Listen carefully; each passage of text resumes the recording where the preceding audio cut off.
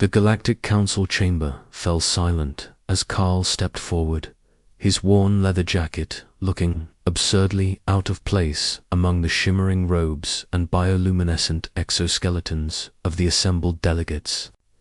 He'd been on a dozen diplomatic missions since humanity's first contact 3 years ago, but this one felt different.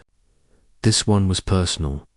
Across the crystalline floor stood Imelda, her human features somehow foreign after months of integration with the Seeker collective. The neural implants glowed softly at her temples, marking her as the first human to undergo the procedure. She'd volunteered, they said. She'd wanted to understand them better. Carl didn't believe that for a second. Representative Martinez, Ambassador Velkoff's translated voice echoed through the chamber.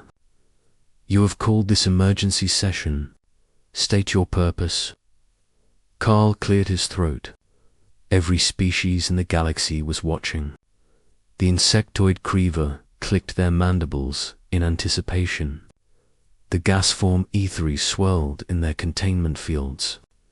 Even the usually disinterested monoliths had sent a representative a floating block of obsidian that hummed with ancient power. "I invoke the right of Gelter," Carl said simply. The chamber erupted. The translator struggled to keep up with the cacophony of alien languages, settling on a generalized tone of absolute shock. Velkoff's 4 eyes widened simultaneously, an expression Carl had learned meant profound disbelief. "Human," the ambassador hissed, "you cannot be serious. The right of Gelter has not been invoked in 17,000 cycles. It is a relic. A ceremonial, it's in the Codex," Carl interrupted, pulling out a holographic display. Article 47, Section 12. Any sentient being may challenge for the return of another through trial by personal sacrifice. I've done my homework. Imelda stepped forward, her movements too fluid, too synchronized with something unseen. When she spoke, her voice carried harmonics that hadn't been there before. "Carl, what are you doing?" "Getting you back," he said, meeting her altered eyes. "The real you, the ZHK, representative, towering creature of crystalline." Flesh resonated with what the translator interpreted as amusement. The human female chose integration willingly. She is one with the ZHK now. We are many. We are eternal. Why would she return to singular existence? Because she didn't choose it, Carl shot back. Your telepathic influence began weeks before the procedure. I've got the neurological scans. You slowly eroded her sense of self until volunteering seemed like her own idea. These are grave accusations, Velkoff warned. And I'll prove them, Carl said. Through the Gelt, unless the Zikar are afraid to accept. The crystalline being pulsed with colors Carl's brain couldn't quite process. We accept. Name your sacrifice, human. This was the part Carl had been dreading. The Gelter required the challenger to offer something of equal value to what they sought to reclaim. For a human life, for Imelda's individuality, the price would be steep. I offer humanity's seat on the council, Carl said. The chamber exploded again. Velkoff rose from his seat, all 4 arms gesticulating wildly. You cannot. You have no authority, actually. Carl pulled up another document. As the ranking human official present and with Earth more than 3 light-years away, unable to countermand my decision within the Gelter S required time frame, I have temporary plenipotentiary powers. It's in our own charter. We wrote it specifically for situations like this. It was a bluff. Kind of. The charter did give him emergency powers, but using them to gamble away humanity's council seat would likely end with him court-martialed, imprisoned, or both. But he'd watched Imelda fade over those weeks. He'd seen the woman who'd argued passionately about human rights, who'd made him laugh with terrible Earth jokes that no alien understood, slowly become an echo of herself. Some things were worth the risk. The monolith representative spoke for the first time, its voice like grinding continental plates. The price is acceptable. The challenge is valid. No.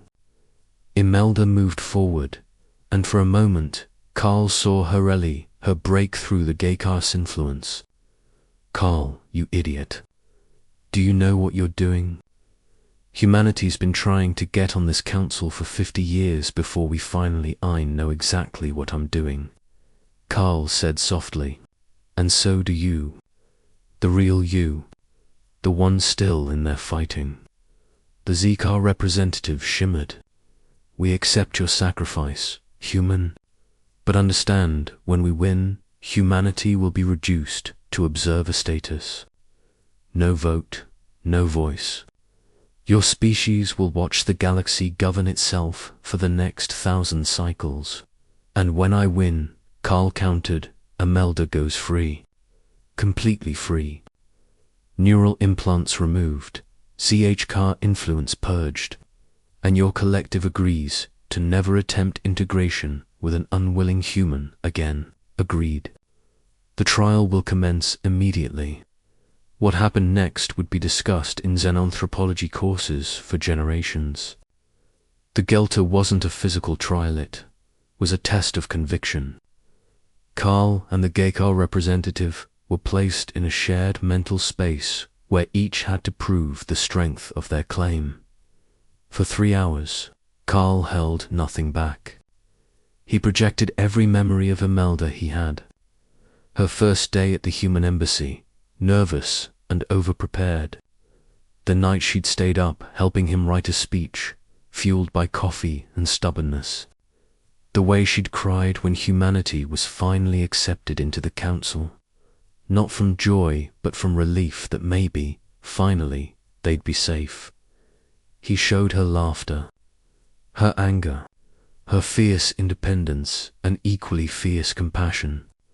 He showed what made Imelda herself, not just another node in a collective consciousness.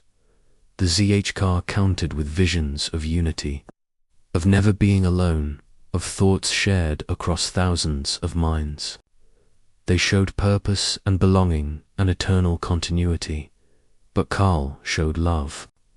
Messy, complicated, individual love. The kind that made no logical sense. The kind that would gamble everything on a technicality and an ancient law. The kind that was uniquely, stubbornly, impossibly human. When the trial ended, Imelda collapsed. The neural implants at her temples flickered once, twice, then went dark. She looked up at Carl with tears streaming down her face, her own tears, from her own emotions. You absolute moron, she whispered, laughing and sobbing at once. You beautiful, stupid moron. The ZHK representative dimmed, its crystalline structure resonating with what might have been respect. The human wins. The price is paid. As medical teams rushed forward to help Imelda, Velkov approached Carl. You understand what you've done. Humanity's position is severely compromised now. Carl watched as Imelda squeezed his hand, fully present for the first time in months. Yeah, he said. I understand perfectly, because that's what humans did. They didn't calculate acceptable losses or optimal outcomes. They didn't sacrifice their own for political advantage. When it mattered, when it really mattered, they chose each other. That was humanity's real power. Not their technology or adaptability or any of the things the Council valued. It was that magnificent, irrational, world-shaking capacity to look at impossible odds and say, not my friend. Not today, and somehow, against all logic and probability, make it stick. The end.